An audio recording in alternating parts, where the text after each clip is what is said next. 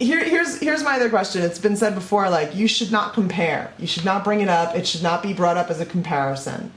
I still don't understand why. What makes that necessarily offensive? Especially when everyone follows it up with, I know that wasn't your intention. Okay, well, if you know it wasn't my intention, then even more so. Why?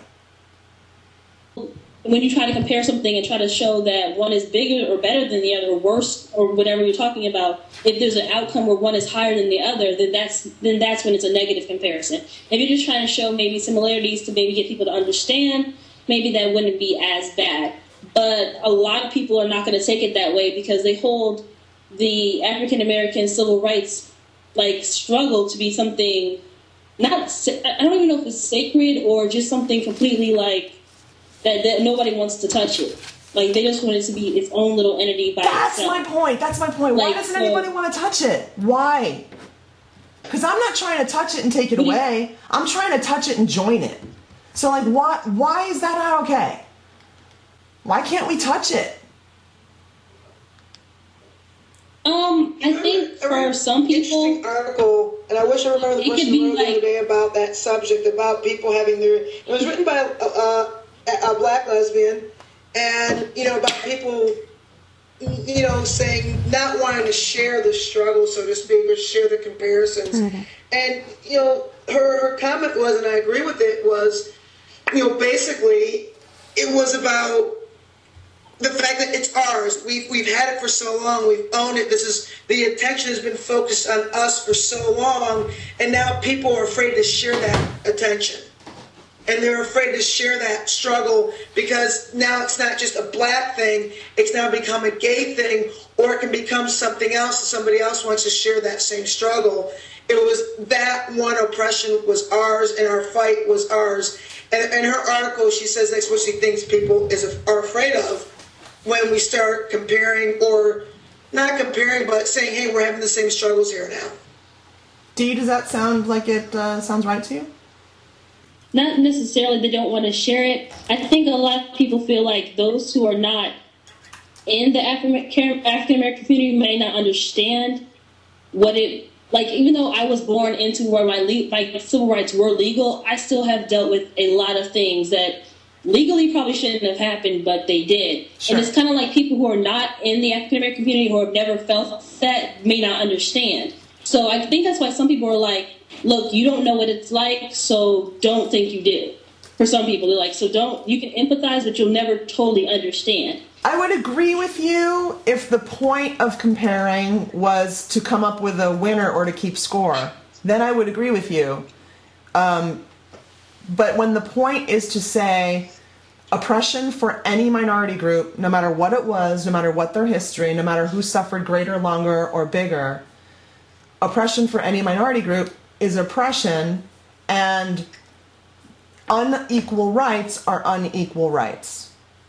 Honestly, when most people compare things, not necessarily you, but just in general, how people perceive things, right? From my, just interacting with people, when they start to compare, people try to find a winner or a loser. Right. They may not try to on purpose, but they unintentionally are always like, well, when you're comparing them, well, which one's the winner?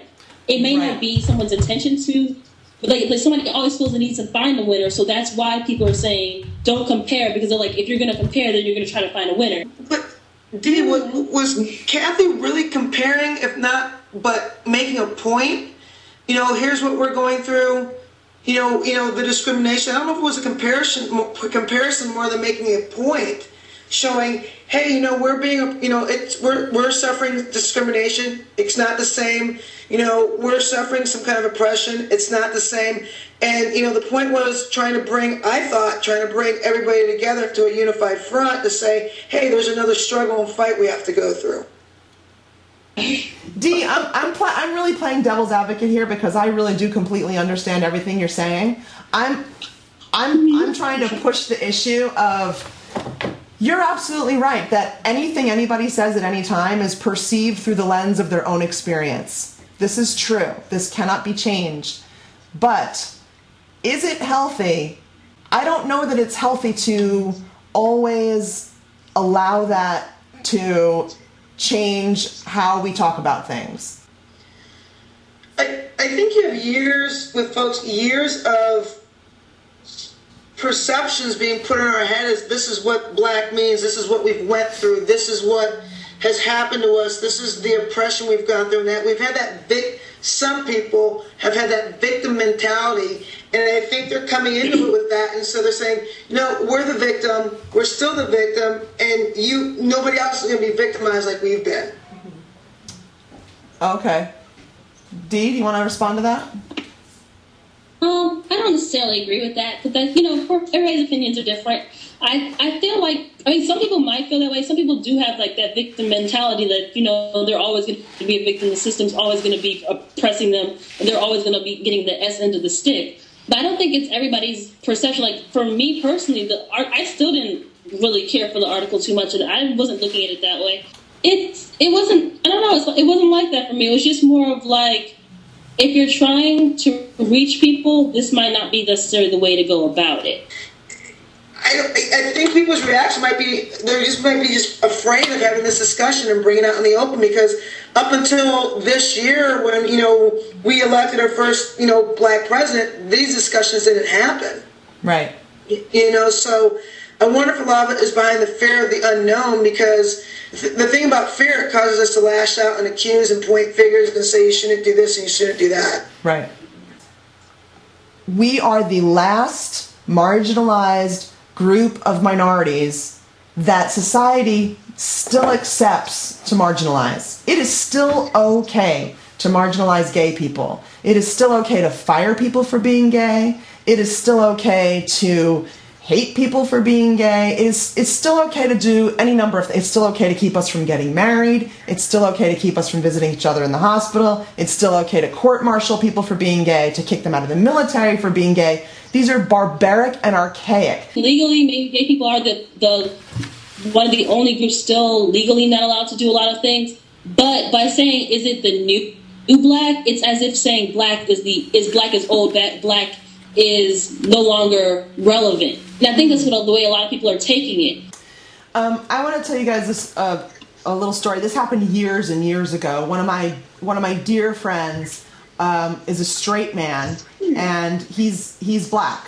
And we were having a civil rights conversation. We were just hanging out, and I said something about gay people, and he immediately got defensive. He was irritated by gay people fighting for their civil rights. He felt like that his perception was we were holding back the entire civil rights movement by butting in our noses, and that we should just let African Americans take care of it, just hang back, just be quiet.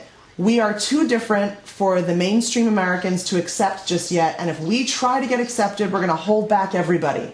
So just be quiet, stay in the back, let us handle this, we will bring you with us, but just shut up about it, you're making it worse for everyone. I've never heard, let black people handle it, gay people, you're along for the ride. That's definitely different. Yeah. But when you said that, it reminded me of, the women's suffrage movement.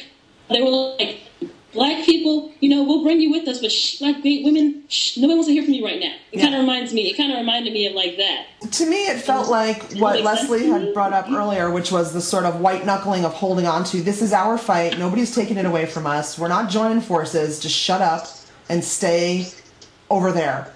We'll take care of this. It kind of felt like that. And I've actually heard other gay people apply this same logic to transgendered and transsexual people who socially, I think, are living in a world that gay people are about 30 or 40 years ahead of in terms of their social acceptance in our society. For transgendered and transsexual people, I have a transsexual friend who has said transsexual is the new gay.